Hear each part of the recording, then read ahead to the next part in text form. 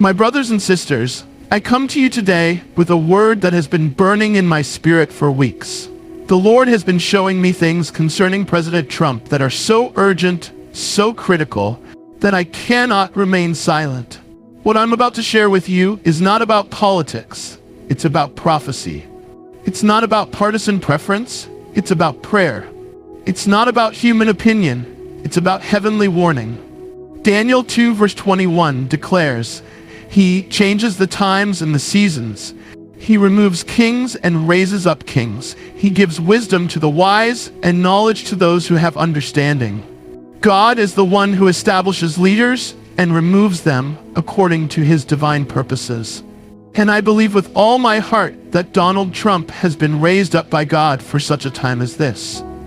But the enemy of our souls knows this too. Satan understands that God has appointed Trump as his instrument to accomplish certain purposes in America and around the world. And because the devil knows this, he is unleashing hell itself against this man and this administration. What I'm about to tell you is not speculation. It's not fear-mongering. It's a prophetic warning based on what the Spirit of God has revealed to me. The attacks that are coming against President Trump will be unlike anything we have seen before. They will be spiritual, physical, emotional, and political. They will be coordinated from the realm of darkness with an intensity that will shock even his supporters. The question is not whether these attacks are coming. They are already underway. The question is whether the people of God will stand in the gap and pray with the intensity that this moment demands. In 1 Timothy 2, verses 1 to 2, the Apostle Paul commands us, "Therefore I exhort first of all that supplications, prayers, intercessions, and giving of thanks be made for all men, for kings and all who are in authority, that we may lead a quiet and peaceable life in all godliness and reverence." This is not a suggestion, it's a command. We are commanded to pray for those in authority over us. But in this case, it's more than a command. It's a matter of life and death for our nation. I have seen in the spirit realm the forces that are aligning against President Trump. Principalities and powers, rulers of darkness, spiritual hosts of wickedness in high places. They are all mobilizing for an assault that will be unprecedented in American history. The enemy's strategy is threefold. First, to physically harm or eliminate Trump. Second, to emotionally and mentally break him down. Third, to spiritually isolate him from the prayers and support of God's people. Why is the enemy so desperate to stop Trump? Because he knows what God wants to accomplish through this man. The Lord showed me that Trump is like Jehu in the Old Testament, raised up by God to tear down the altars of Baal and restore righteousness to the land. 2 Kings 9 verse 6 to 7 records the prophet's words to Jehu. Then he poured the oil on his head and said to him, "Thus says the Lord God of Israel, I have anointed you king over the people of the Lord, over Israel. You shall strike down the house of Ahab your master, that I may avenge the blood of my servants the prophets, and the blood of all the servants of the Lord at the hand of Jezebel." Just as Jehu was anointed to tear down the house of Ahab and Jezebel, Trump has been anointed to tear down the spiritual strongholds that have held America captive. But just as Jezebel fought back against Jehu, the spirit of Jezebel is fighting back against Trump with unprecedented fury. Understand this. What's happening to Trump is not really about Trump. It's about America. It's about the church. It's about the purposes of God for this nation and for the world. Ephesians 6:12 reminds us, "For we do not wrestle against flesh and blood, but against principalities, against powers, against the rulers of the darkness of this age, against spiritual hosts of wickedness in the heavenly places." The battle over Trump is a battle for the soul of America. The forces of darkness know that if Trump succeeds in his God-given assignment, it will deal a devastating blow to their agenda. If he fails, it will accelerate America's slide into moral and spiritual darkness.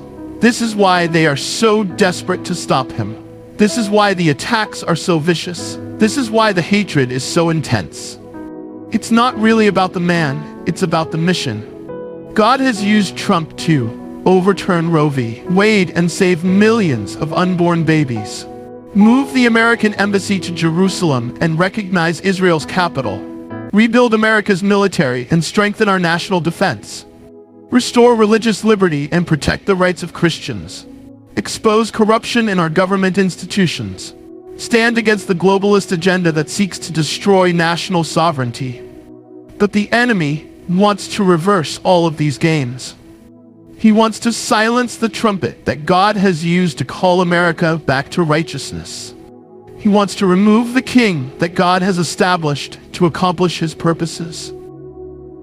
Many Christians make the mistake of thinking that politics is separate from spirituality.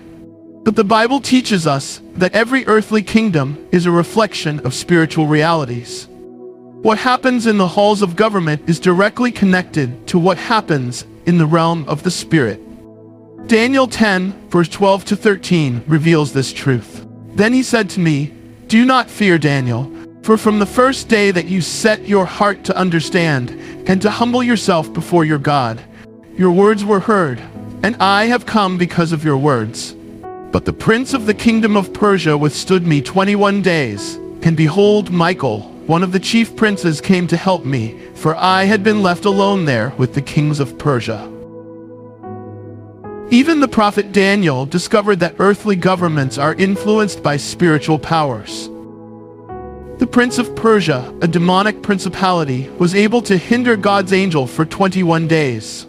This shows us that there is a direct connection between what happens in the spirit realm and what manifests in the political realm. The same spiritual warfare that Daniel encountered is happening today over America and over President Trump. Demonic principalities are fighting to maintain their influence over our government, our media, our education system, and our culture. But just as God sent Michael the archangel to help Daniel's messenger, God has angels assigned to help President Trump accomplish his divine assignment. The question is whether we will partner with heaven through prayer and intercession. Proverbs 21, verse 1 tells us, "The king's heart is in the hand of the Lord, like the rivers of water. He turns it wherever he wishes." God is sovereign over world events, and nothing happens without his permission or outside of his ultimate control. I believe that God allowed Trump to be removed from office in 2020 for a specific purpose. During those 4 years, the American people were able to see clearly what happens when godless leadership takes control. They saw the destruction that comes when biblical values are abandoned and when righteous leaders are replaced by those who promote evil. But God also used those 4 years to prepare Trump for what he must do now. Like Moses in the wilderness, like David hiding in caves, like Jesus in the desert, God used Trump's time away from power to refine him and prepare him for his ultimate assignment. Now Trump has returned to power at the most critical moment in American history. The challenges facing our nation are unprecedented. The threats from our enemies are real.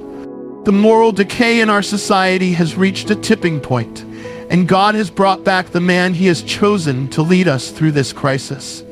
But the enemy knows this too. That's why the attacks against Trump are intensifying.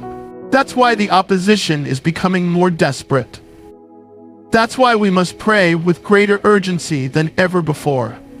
While everyone is focused on the political threats to President Trump, there is a spiritual threat that is far more dangerous and far more deadly.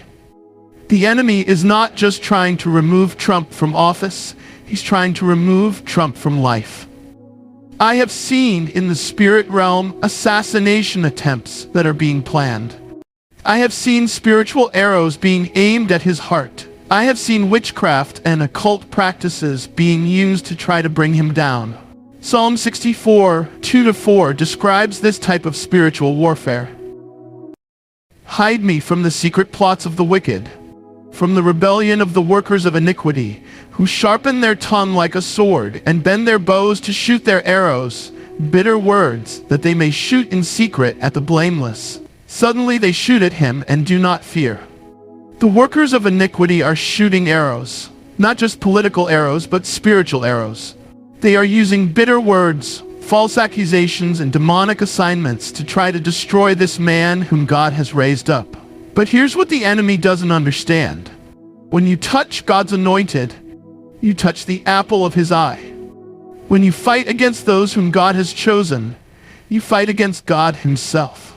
Psalm 105:15 warns, saying, "Do not touch my anointed ones, and do my prophets no harm." Those who are plotting against Trump are actually plotting against God, and that is a dangerous position to be in. James 5:16 promises us, "The effective, fervent prayer of a righteous man avails much." Our prayers can make the difference between life and death, between success and failure, between victory and defeat. But we cannot pray casual prayers for such a critical situation. We cannot offer up weak petitions when the battle is this intense. We must pray with boldness, with authority, with persistence, and with faith. Here's how we must pray for President Trump. Pray for his physical protection. Psalm 91 verse 11 promises, "For he shall give his angels charge over you, to keep you in all your ways." Ask God to assign his mightiest angels to guard Trump day and night. Pray for his spiritual strength. Ephesians 6 verse 10 commands us to be strong in the Lord and in the power of his might. Pray that Trump will draw his strength from God and not from human resources. Pray for divine wisdom. James 1:5 promises, "If any of you lacks wisdom, let him ask of God, who gives to all liberally and without reproach, and it will be given to him." Trump needs supernatural wisdom for the decisions he must make. Pray against every demonic assignment. Isaiah 54 verse 17 declares, "No weapon formed against you shall prosper, and every tongue which rises against you in judgment you shall condemn." Pray that every plan of the enemy will be exposed and defeated. Ezekiel 22:30 records God's lament. "So I sought for a man among them who would make a wall and stand in the gap before me on behalf of the land, that I should not destroy it, but I found no one." God is looking for intercessors who will stand in the gap for America. He is looking for prayer warriors who will contend for this nation and for the leaders he has established. This is not about political preference. This is about spiritual warfare. This is not about Republican or Democrat. This is about righteousness versus evil, light versus darkness, God's kingdom versus Satan's kingdom. When we pray for Trump, we are not just praying for a man, we are praying for the purposes of God to be fulfilled in our nation. We are praying for righteousness to be established, for the innocent to be protected, for justice to prevail, and for America to fulfill her destiny as a nation under God. 1 Timothy 2:1-4 gives us the scope of our prayers. "Therefore I exhort first of all that supplications, prayers, intercessions, and giving of thanks be made for all men, for kings and all who are in authority, that we may lead a quiet and peaceable life in all godliness and reverence. For this is good and acceptable in the sight of God our Savior, who desires all men to be saved and to come to the knowledge of the truth." When we pray for our leaders, we are creating an atmosphere where people can be saved and come to know Jesus Christ. When we pray for righteous government, we are advancing the kingdom of God on earth. Despite the intensity of the battle, despite the fierceness of the attacks, despite the hatred of the enemy, I want you to know that God is still in control. He who sits in the heavens laughs at the plans of the wicked. He who established Trump will also protect him and use him to accomplish his purposes. Psalm 2 verse 1-4 gives us God's perspective. "Why do the nations rage, and the people plot a vain thing? The kings of the earth set themselves, and the rulers take counsel together against the Lord and against his anointed, saying, Let us break their bonds in pieces and cast away their cords from us. He who sits in the heavens shall laugh, the Lord shall hold them in derision." The enemies of righteousness may plot and plan, but their efforts are in vain. God will accomplish his purposes through President Trump, and no weapon formed against him will prosper. But our prayers are still essential. Our intercession is still needed. Our spiritual warfare is still required. God has chosen to work through the prayers of his people, and He will not override our free will or our responsibility to pray. I am calling every believer in America to join me in daily prayer for President Trump. I am calling every church to include him in their corporate prayers. I am calling every prayer group to make his protection and success a priority. This is not about politics. This is about the purposes of God. This is not about party affiliation. This is about kingdom advancement. This is not about human preference. This is about divine appointment. Let us pray with the urgency that this moment demands. Let us intercede with the intensity that the battle requires. Let us stand in the gap with the persistence that faith produces. If you have never surrendered your life to Jesus Christ, I want to lead you in a prayer that will change your eternal destiny and enable you to join God's army of intercessors. Heavenly Father, I come to you acknowledging that I am a sinner in need of your salvation. I have lived my life according to my own will instead of yours. I have fallen short of your glory and broken your commandments. I repent of all my sins and ask for your complete forgiveness. I believe that Jesus Christ is your Son, that He died on the cross to pay the penalty for my sins, and that you raised Him from the dead. I believe that His blood cleanses me from all unrighteousness, and His righteousness covers me completely. Right now, I surrender my life to Jesus Christ. I receive Him as my Lord and Savior. I invite Him to come into my heart and take control of my life. Make me a new creation in Christ Jesus. Lord, I commit to pray for President Trump and for our nation. Use me as an intercessor who stands in the gap for America. Give me a burden for righteousness and a passion for your kingdom to come and your will to be done on earth as it is in heaven. Fill me with your Holy Spirit. Give me wisdom to pray according to your will. Help me to be a faithful prayer warrior in these critical times. Thank you for saving me. Thank you for calling me. Thank you for the privilege of partnering with you in prayer. I pray this in the mighty name of Jesus Christ. Amen. If you prayed that prayer, you are now part of God's army. You are now called to stand in the gap for our nation and our leaders. You are now equipped to join the spiritual battle that will determine America's future. The time is short.